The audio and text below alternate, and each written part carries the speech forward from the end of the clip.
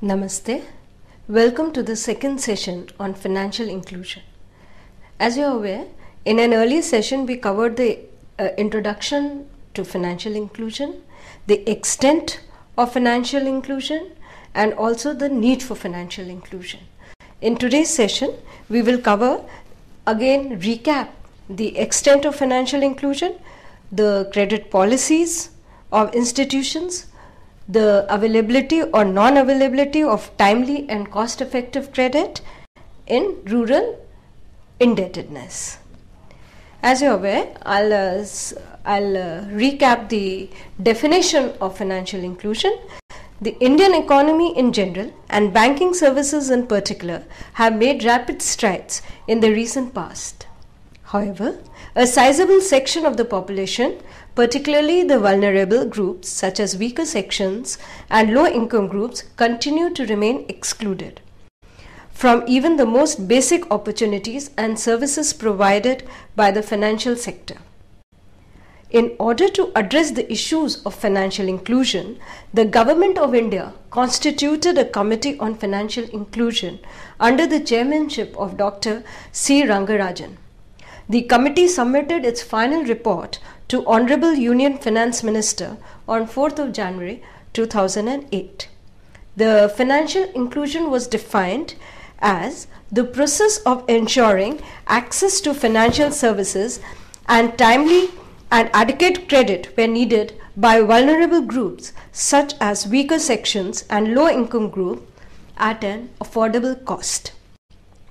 The committee also looked into the issues involved and suggested measures for bringing the excluded population into the ambit of the financial system. Measures submitted by the committee are expected to provide access to comprehensive financial services to at least 50%, 55.8 million of excluded rural households by 2012 and the remaining by the year 2050. But first, let us look at this slide which shows you the measures of the financial inclusion. Here you would see that in India, if you consider that the number of rural households are 147.9 million, then out of these 89.35 million households are of farmers and 58.55 million belong to the non-farming households.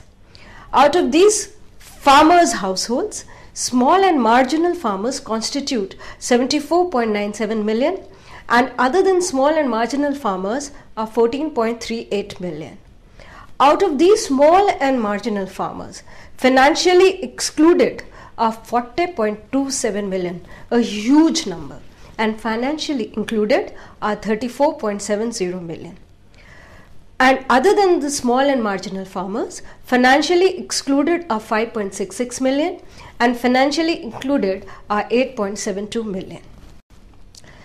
However, when we talk about providing the financial services in the rural sector, we see that there are some limitations to providing these services in the rural area, which are limited staff, poor infrastructure like education, housing, staff of the financial institution which is not oriented to marginal operations, functional style not cost beneficial for generating viable operations, too much documentation, time taken for loan sanction, lack of viable scheme for implementation, and opportunity costs for loans is perceived to be very high. Other than this, technology is the basic need for achieving the aim of financial inclusion. Strategy for technology generation and transfer should be of two types. A lot can be achieved by effective dissemination of already existing improved technologies. Generating more technologies of the same potential as existing one would not be of any use at all. There should be adequate, accurate assessment of existing technologies. Then reasons for these technologies not reaching the intended users need to be identified. New technologies need to be developed in frontier areas. and frontier areas meaning the remote rural areas. Similarly, because of growing competition due to globalization, technological upgradation assumes greater significance. This should be done through application of modern science, taking advantage of advances in molecular biology and other sciences. Harnessing benefits of technology generation requires well-developed system for sales and distribution of seeds, for example, and plant propagation material. Till now, public sector dominates multiplication and supply of seed and plant propagation material, but it is highly inadequate to meet the emerging and growing needs and demands. There are also reports of some decay in the public system distribution of seeds, etc., on account of several reasons. The advantage of this is being taken by unscrupulous private traders. There is a need to promote competition in seed sector by encouraging large-scale private sector participation in seed business. Other technological upgradation needed are, and here I am talking about the banking sector or the financial institutions, the issuance of smart card, handheld terminals, central CPU, installation of low-cost automatic teller machines, mobile phone banking, SMS banking, public call office PCO connectivity, allow branchless doorstep banking in remote low population density areas, usage of biometric smart cards, mobiles, reach the last mile village. This is very important. We have to reach the last mile village. Transaction ID should be convenient and hassle-free. It should be cost-effective and accessible. Now, the smart card needs to be provided to every customer, and point of sale machines for reading and writing smart cards for transaction.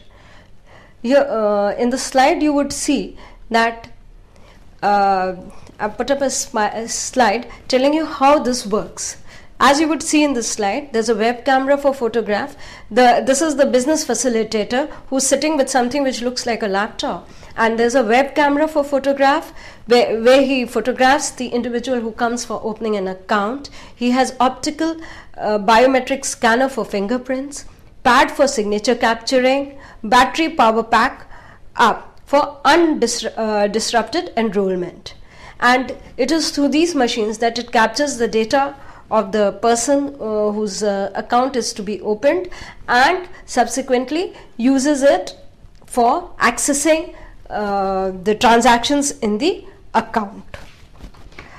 Then, other than this, once we've opened an account, we have got the customer to deal with an organized sector, some financial institution which belongs to the organized sector.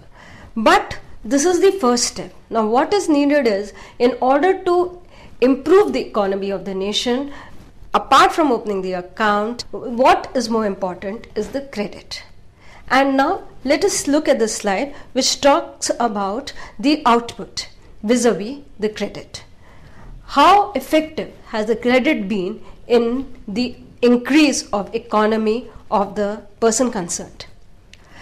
The issue of farm credit assumes significance in view of allegations of suicide by numerous farmers due to crop loss and indebtedness. Amid a spate of suicides by farmers due to alleged loan burden in the various parts of the country, a noted farm scientist has suggested formulation of an agriculture credit policy with thrust on rain-fed areas, user-friendly insurance instruments, and spread of institutional arrangements. There is urgent need for an agriculture credit policy with emphasis on rain-fed areas. Flow of credit to marginal and small farmers in rain-fed areas must be increased, said Debakar Nayak, Head of Agricultural Economics in Orissa University of Agriculture and Technology, OUAT. The debt trap is a major cause for suicide by farmers, since most peasants depend on money lenders and non-institutional credit. Steps are needed to be taken to extend institutional credit to marginal and small farmers with proper monitoring mechanisms for productive use of loans. Availability of credit to farmers should be made easy, that is point one, and at a low cost, another very important point. Frequent visits of farmers to credit agencies should be reduced. Further, new credit products like pledge financing, credit for marketing, loan against warehouse receipts, and export credit should be extended. These are new policies which should be looked into. Credit should be extended on specific project basis by linking farming process to nearest agriculture experts for proper technical advice and final product to the market. Now, if you would recall, in the earlier session, I had talked about that financial inclusion not only means that you should open accounts, give credit at an affordable cost. That was one part of the whole session. But what was important was advice played a very big part of the financial institution. You have to advise the farmers about new technologies, when they should take credit, how they should take credit, and where exactly should they take credit for. So it is very necessary that a setup should be arranged so that there is somewhere where the farmers can go, whom they trust, and they can take advice from. The government has also asked the newly formed Farmer Commission to look into the matters of suicide by farmers. The state government and state agriculture universities should have joint responsibility towards improving the credit absorption capacity by the farmers. Due to lack of absorptive capacity, the impact of credit on productivity has been marginal. This can be illustrated by the following table, as you can see on the slide, where you would notice that in the year 98-99, value of input as a percentage of output was 19% only, and it has not increased much in the year 2003 to 2004. Bottom of the table, you would notice that it is now 20%. Not much improvement. Now, having seen this, let us have a look at the rural economic environment. The international financial sector witnessed a major collapse during 2008 and 2009, brought about by the subprime crisis in USA. The tremors of the global economic crisis were felt in India too, though with lower intensity. The contribution of agriculture and allied sector to the growth rate of the GDP during 2008-2009 was 1.6% as compared to 4.9% during 2007-2008. The Indian economy registered a GDP growth of 6.7% at 99-2000 prices during 2008-2009 due to consistent high growth trend of these service sector, which was 99.7%. The share of the agriculture and industry sector in total GDP, however, declined to 17 and 26% respectively, while that of the service sector increased to 57% during 2008-2009. The savings and investment ratios during the 10th plan stood substantially higher at 31.4%, each compared to the 9th plan. Agriculture in India is in the hands of millions of peasant households, a bulk of which comprises tiny land holdings with preponderance of owner cultivation.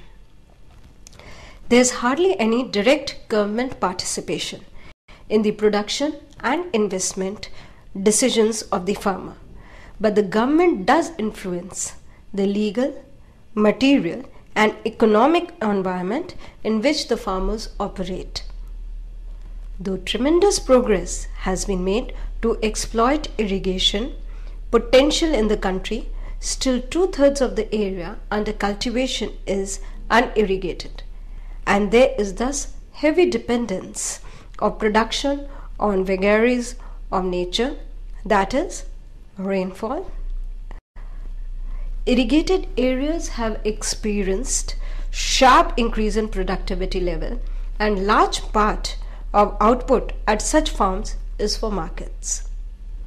On the other hand, productivity in unirrigated areas has remained either stagnant or experienced very small growth, and most of the farmers in such areas produce for subsistence only. At overall level, agricultural growth remains slow, below 3% in the country. Apart from that, agriculture growth remained confined to a few well-endowed pockets, which has created regional disparities.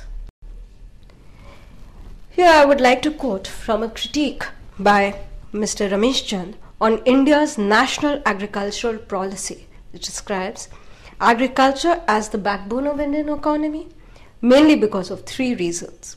One, agriculture constitutes largest share of country's national income, though the share has declined from 55% in early 1950s to about 25% by the turn of the century.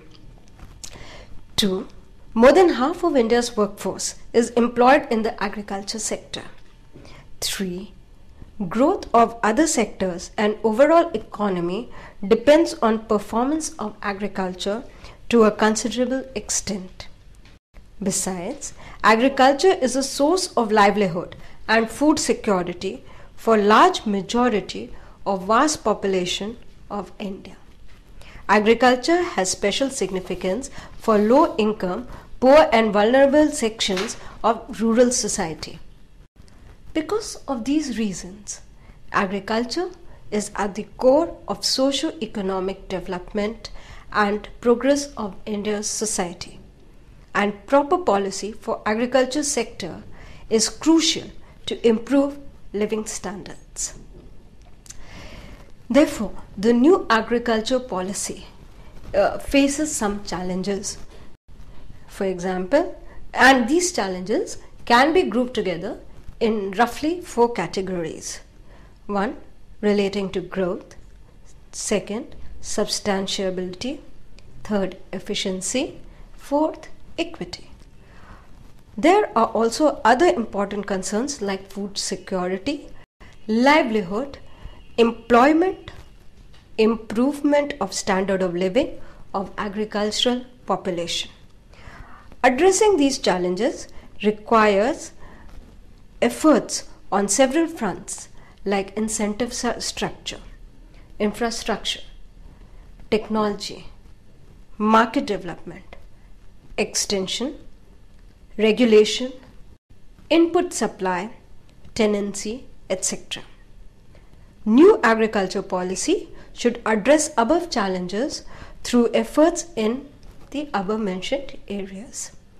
And the National Agriculture Policy document aims to attain output growth rate in excess of 4% per annum in agriculture sector based on efficient use of resources. It seeks to achieve this growth in a substantial manner and with, like I said earlier, equity. The policy resolution that describes in detail the strategy and policy alternatives which are grouped under the following heads. 1. Of course, sustainable agriculture. 2. Food and nutrition security. Generation and transfer of technology. Input management. Incentive for agriculture. Investment for agriculture. Institutional structure. And of course, the risk management. Tremendous efforts are needed in development of irrigation in the country to help attain growth rate stipulated in the National agriculture policy. This would require very sharp increase in public investment in agriculture, which has remained either stagnant or followed decline during the last 2 decades. It would not be an exaggeration to say that for creating such a magnitude of irrigation potential would require trebling of public investments in real terms. Second, expansion of irrigation through conventional means like major irrigation projects is likely to face resistance from various environmental groups. Here I'd like to bring to your attention the Narmada problem that we had. That dam was constructed in, I think, 4 times the cost at which it was envisaged because of various environmental problems or groups who agitated against its construction. So that has to be looked into and taken care of. Incentive for agriculture.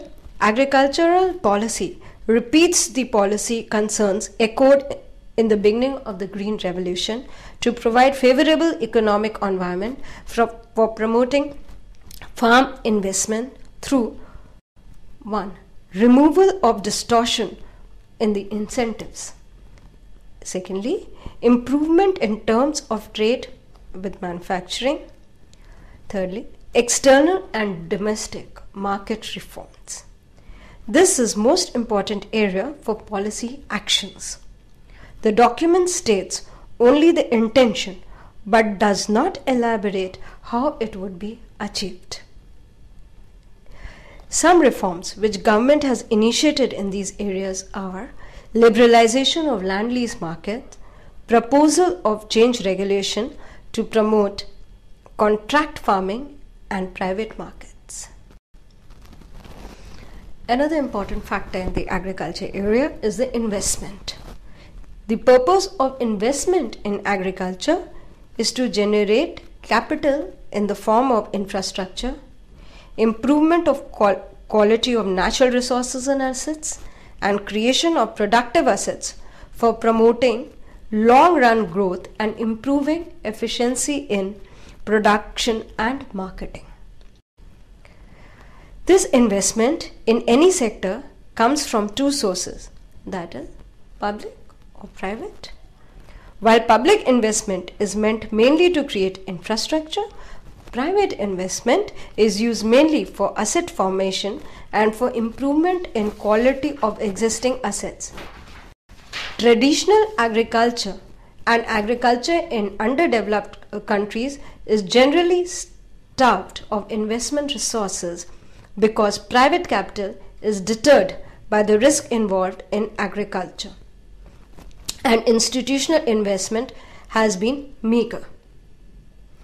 Therefore, special efforts and attention are required to direct and induce public and private investments in agriculture in underdeveloped countries.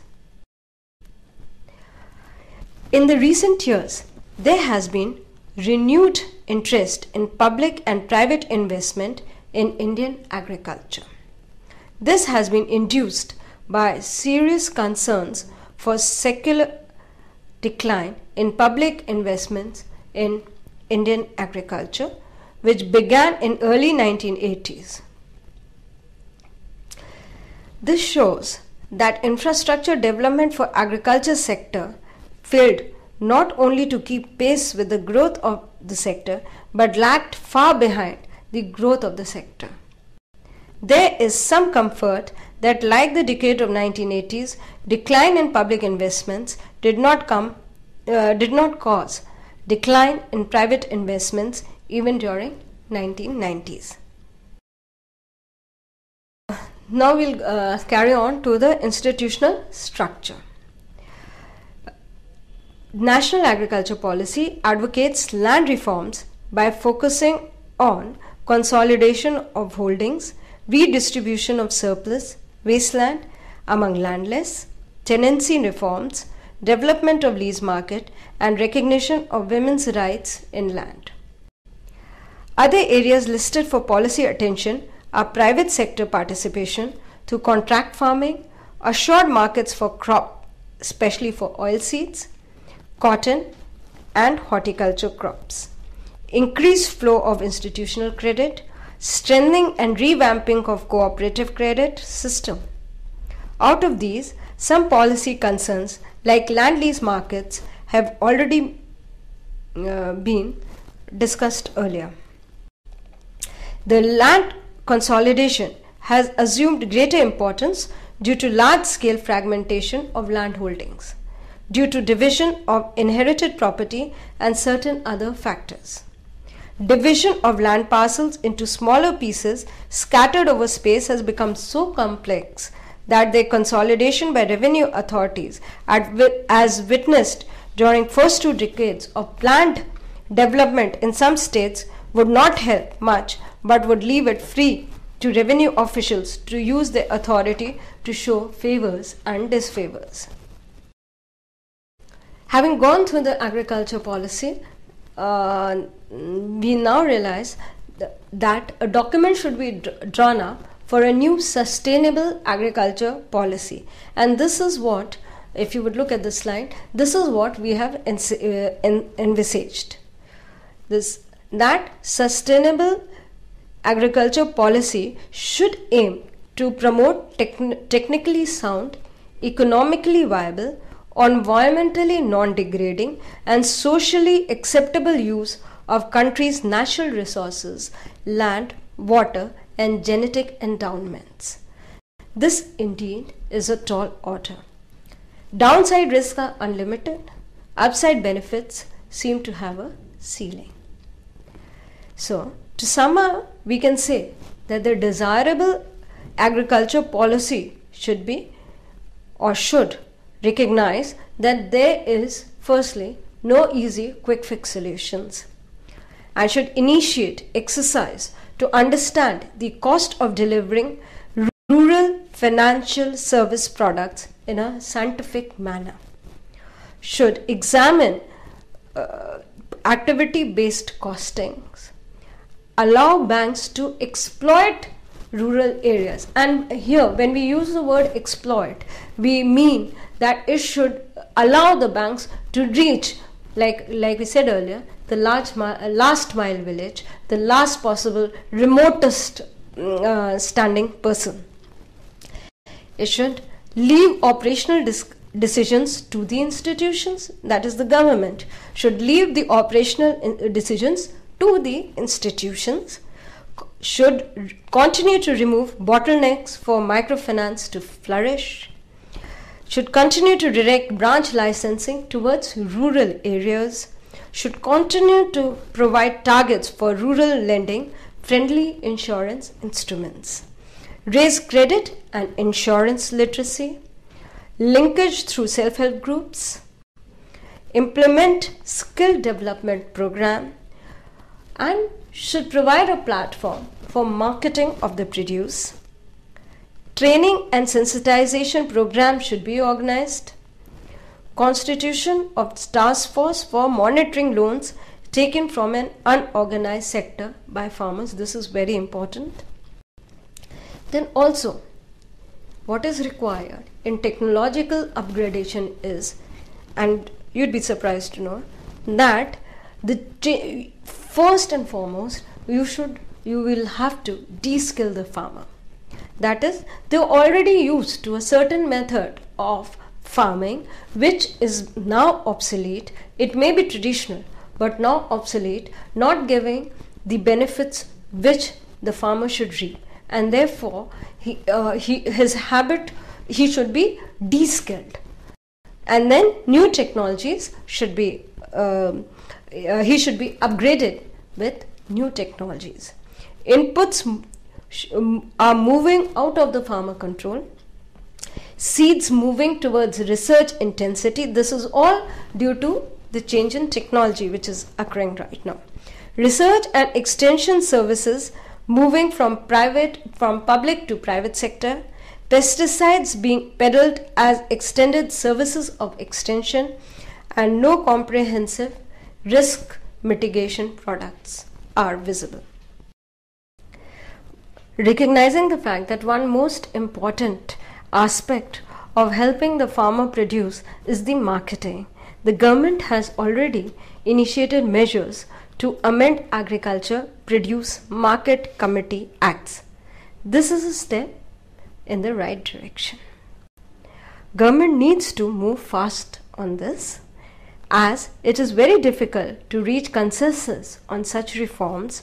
The states coming forward to undertake such reforms should be encouraged, because, like the slide says, marketing helps in addition to the national income by value addition and employment creation, by optimization of resource use, optimization of output management, optimization of increase in farm incomes, right?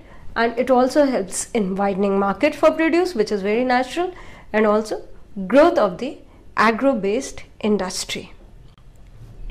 Other than marketing, insurance, another factor which is very urgently needed to be addressed as a part of the tool for financial inclusion, since agriculture has a high risk economic activity. Credit without insurance is hazardous. Farmers need user-friendly insurance instruments covering production right from sowing to post-harvest operation, and also market risk. It is suggested steps should be taken to raise credit and insurance policy. Crop insurance policy should cover both irrigated and rain-fed areas with varied premium amounts based on yield potential of the crops. Self-help groups could provide linkage to reach farmers who do not have access to financial institutions. Other than that, agriculture industry is beset with subsidies. The trend in government subsidies and investments in and for Indian agriculture develops a conceptual framework and model to assess the impact of various subsidies and investments on agricultural growth and poverty reduction, and presents several reform options with regard to reprioritizing government spending and improving institutions. There are three major reasons for this. First, initial subsidies in credit, fertilizer and irrigations have been crucial for small farmers to adopt new technologies. Small farms are often losers in the initial adoption stage of a new technology, since prices of the agriculture products are typically being pushed down by greater supply of products from large farms which adopted the new technology. But as more and more farmers have adopted high yield variety, continued subsidies have led to inefficiency of overall economy. Second, agriculture research, education and rural roads have been the most effective public spending items in promoting agricultural growth and poverty reduction during all periods. Finally, the trade-off between agricultural growth and poverty reduction is generally small among different types of investment. As for agriculture research, education and infrastructure development, they have large growth impact and a large poverty reduction impact. Several policy lessons can be drawn. Agriculture input and output subsidies have proved to be unproductive, financially unsuitable, environmentally unfriendly in recent years, and contributed to increased inequality among rural Indian states. To sustain long-term growth in agriculture production and therefore provide a long-term solution to poverty reduction, the government should cut subsidies of fertilizers, irrigation, power and credit, and increase investments in agriculture, research and development, rural infrastructure and, most important, education. Promoting non-farm opportunities is also important. However, simply reallocating public resources is not the full-time solution. Reforming institutions can have an equal, if not larger, impact on future agricultural and rural growth and rural poverty reduction. There has been considerable increase in subsidies and support to agriculture sector. During this period, while public sector spending in agriculture for infrastructure development started showing decline in real term, but investments by farmer kept on moving on a rising trend. The output growth, which was concentrated in very narrow pockets, became broad-based and got momentum. The rural economy started witnessing process of diversification, which resulted into fast growth in non-food grain output like milk, fishery, poultry, vegetables, fruits, etc., which accelerated growth in agricultural GDP during the 1980s.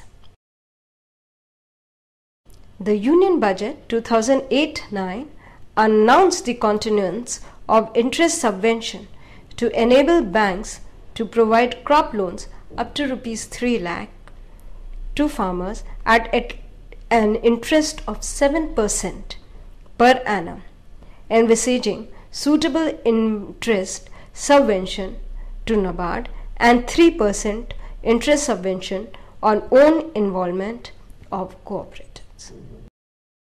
Based on the recommendations, Government of India entrusted NABARD with setting up of two funds, that is Financial Inclusion Fund and Financial Inclusion Technology Fund. The FIF aims to support developmental and promotional activities to secure greater financial inclusion, particularly among weaker sections, low-income groups, and in backward regions, hitherto unbanked areas. The FITF will focus on enhancing investment in information and communication technology aimed at promoting financial inclusion, stimulate transfer of research and technology, increase technology absorption capacity of financial services providers and users, and encourage an environment of innovation and cooperation among stakeholders. Both funds have been set up with corpus of Rs 500 crore each. Now we would look at some of the credit schemes which aim to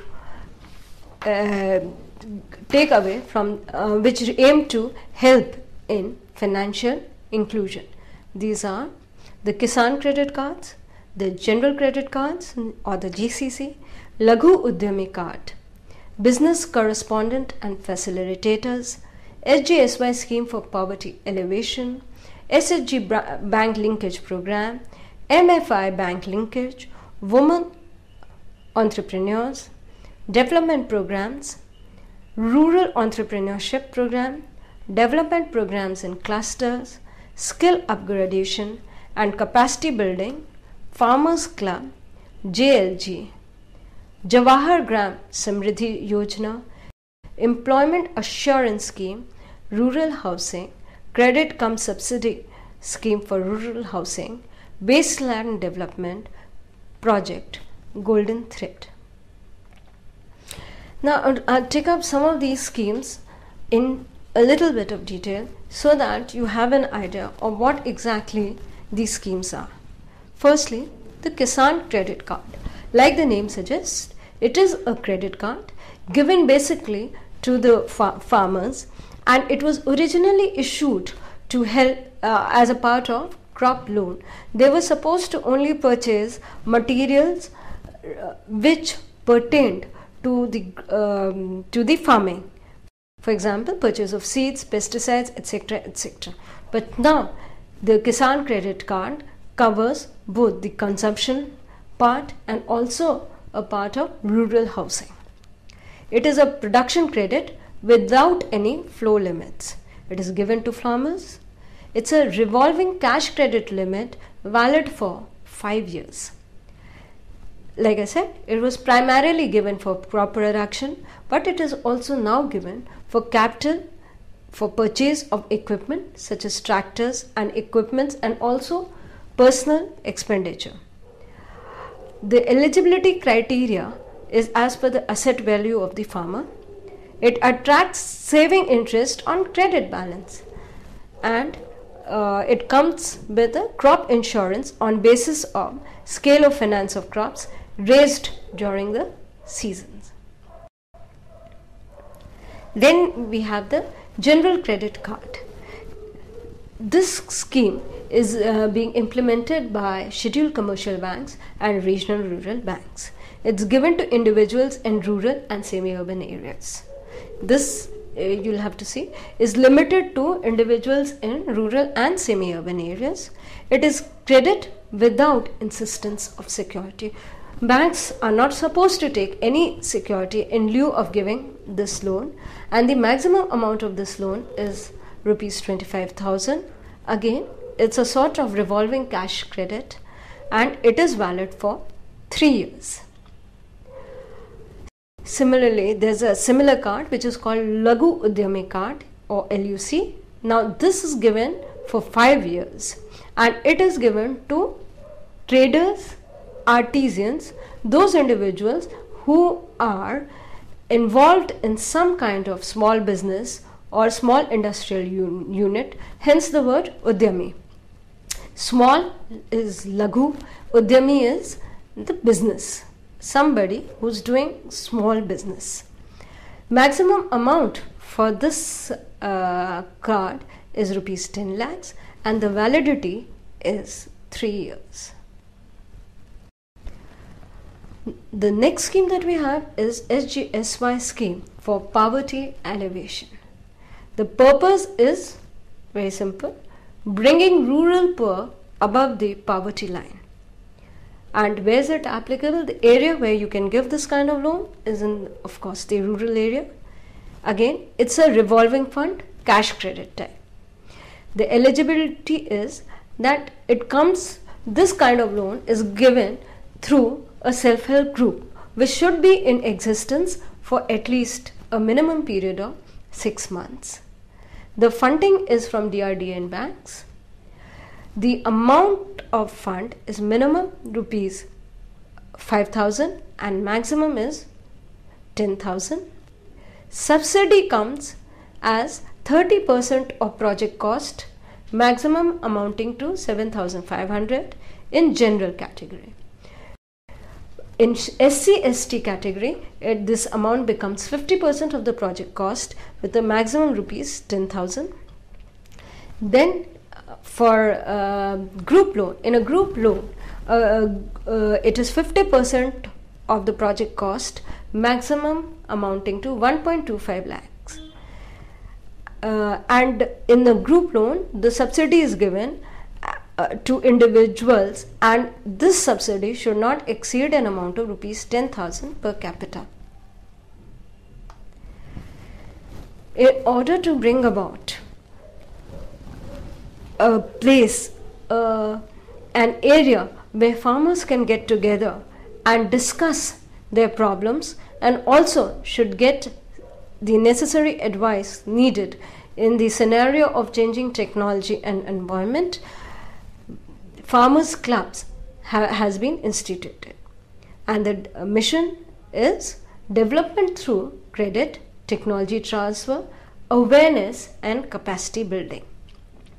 The minimum size of the club has to be 10 members, and there is no limit to the maximum number of persons who can come to this club or become members of this club. The membership is both for farmers as well as non-farmers. The operational area for this club is 2 to 3 villages in a contiguous basis. If they are small villages, 2 to 3 villages, otherwise the one and only village. Then the bank linkage has to be there, that is, they have to open a saving account with the bank. And what is the role of this farmers club? Is to enroll farmers, inform agricultural events, hold 2 or 3 meetings a month, updating them with the latest news, events, and coordinate with bank for credit flow. Now the expenses to this club is borne by NABARD, which is the National Bank for Agriculture and Rural Development, and the amount that it gives is rupees 10,000 per annum for first 3 years of the existence of the farmers club. The expenses, the mandatory expenses that one has to incur in this farmers club is for formation and maintenance rupees 2,000, for awareness and orientation 5,000, meeting with experts rupees 3,000. This is how the reimbursement is given by NABARD to the club.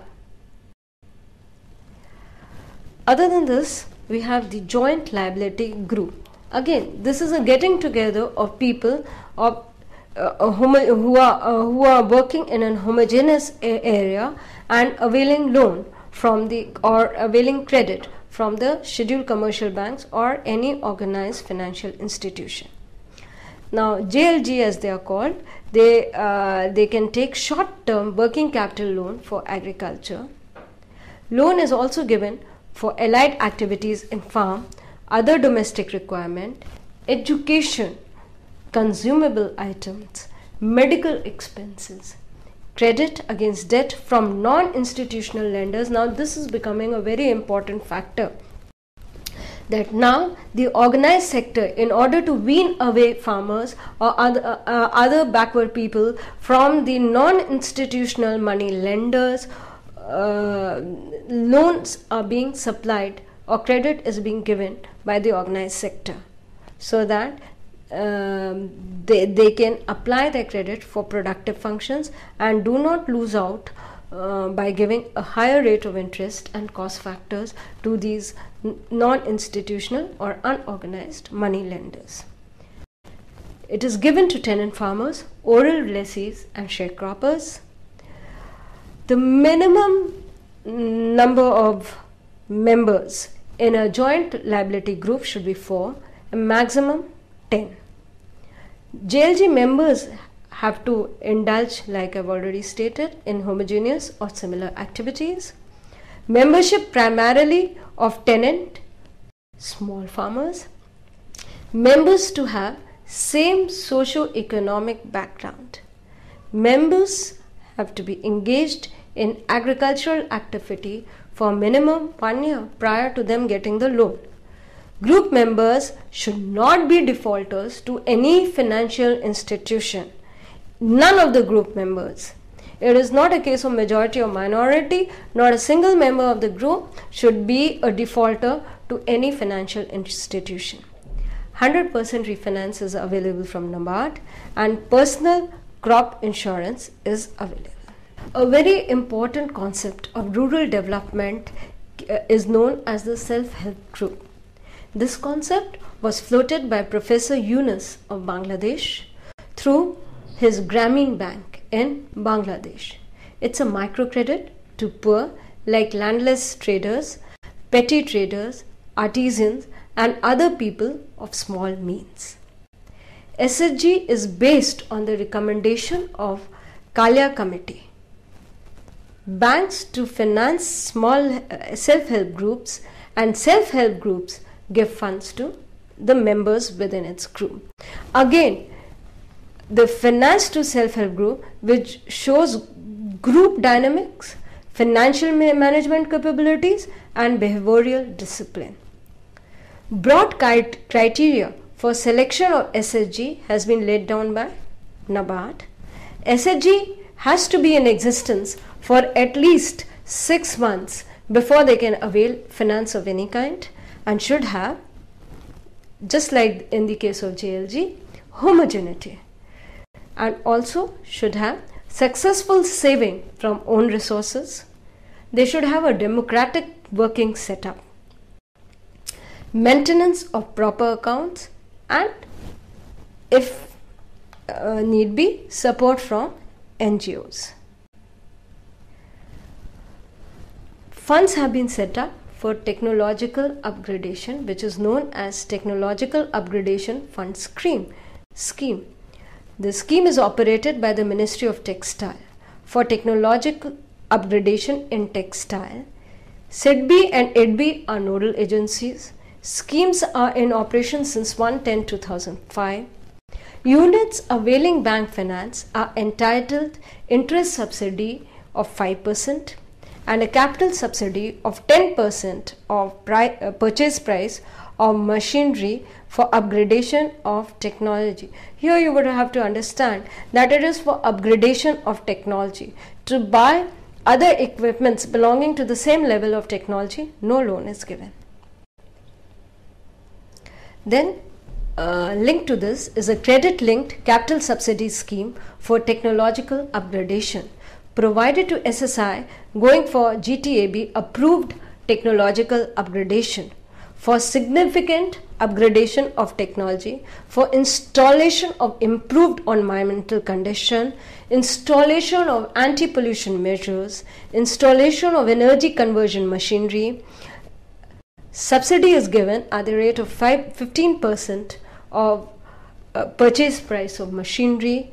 Maximum amount of loan is rupees 1 crore. Maximum amount of subsidy is rupees 15 lakhs, and scheme will be in operation during 11th 5-year plan period 2007-2012, and nodal agency is SIDBI. Similarly, for the development of the women, entrepreneurship assistance and development scheme has been floated, where the extension of loan facility to NGOs for on lending to women is there, for setting up small and micro enterprise in non-farm sector. Banks to give loan up to 70% of the project cost. Ministry of MSME gives grant up to 30% of the project cost. And the eligible activities are training in credit usage. This is very important. Skill development training, equity margin money for acquiring infrastructure, exhibitions and marketing arrangement. Then we have what is called the Project Golden Thread. Rural development it's a rural development project, focuses on sericulture activity, improves livelihood of poor, involves development of non-mulberry silk, namely eri or munga. Department of Panchayat and Rural Development looks after it. Project is under the special SGSY scheme.